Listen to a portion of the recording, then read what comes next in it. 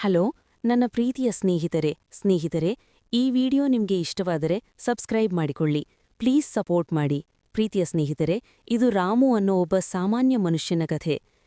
ನಿಮ್ಮಂತೆಯೇ ಬೆಳಿಗ್ಗೆ ಹೊಲ ಸಂಜೆ ದಣಿವು ರಾತ್ರಿ ಮನೆ ಮೊದಲಿಗೆ ರಾಮು ಡ್ರಿಂಕ್ಸ್ ಶುರು ಮಾಡಿದ್ದು ಖುಷಿಗಾಗಿಯಲ್ಲ ದಣಿವು ಮರೆಸಿಕೊಳ್ಳಲು 1 ಪೆಗ್ ಮಾತ್ರ ಅಂತ ಹೇಳಿಕೊಂಡು ಅಂಗಡಿಗೆ ಹೋಗುತ್ತಿದ್ದ ಆದರೆ ದಿನಗಳು ಕಳೆದಂತೆ 1 ಪೆಗ್ 2 ಪೆಗ್ ಪ್ರತಿದಿನದ ಅಭ್ಯಾಸವಾಯಿತು ರಾಮುಗೆ ಗೊತ್ತಾಗಲೇ ಇಲ್ಲ ಡ್ರಿಂಕ್ಸ್ ಅವನ ಕೈಯಲ್ಲಿಲ್ಲ ಅವನು ಡ್ರಿಂಕ್ಸ್ ಕೈಯಲ್ಲಿ ಸಿಕ್ಕಿಬಿದ್ದಿದ್ದ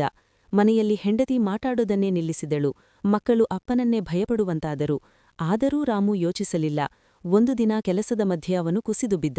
ಆಸ್ಪತ್ರೆಯಲ್ಲಿ ಕಣ್ಣು ತೆರೆದಾಗ ಮಗನು ಅವನ ಕೈ ಹಿಡಿದು ಹೇಳಿದ ಮಾತು ಅಪ್ಪ ನೀನು ಹೀಗಿರಬೇಡ ಆ ಒಂದು ವಾಕ್ಯ ರಾಮು ಕುಡಿಯುವ ಎಲ್ಲಾ ಪೆಗ್ಗಳಿಗಿಂತ ಹೆಚ್ಚು ಹೊಡೆದಿತು ಆ ದಿನ ರಾಮು ತೀರ್ಮಾನ ಮಾಡಿದ ಡ್ರಿಂಕ್ಸ್ ಬಿಟ್ಟು ಬದುಕು ಹಿಡಿಬೇಕು ಅಂತ ಸುಲಭವಿರಲಿಲ್ಲ ಆದರೆ ಅವನು ಪ್ರಯತ್ನಿಸಿದ ಇಂದು ರಾಮು ಮತ್ತೆ ಕೆಲಸ ಮಾಡ್ತಿದ್ದಾನೆ ಮಕ್ಕಳು ಹೆಮ್ಮೆಯಿಂದ ಅಪ್ಪ ಅಂತ ಕರೆಯುತ್ತಾರೆ ಈ ಕಥೆ ರಾಮುವಿನಷ್ಟೇ ಅಲ್ಲ ನಮ್ಮ ಸಮಾಜದ ಅನೇಕ ರಾಮುಗಳ ಕಥೆ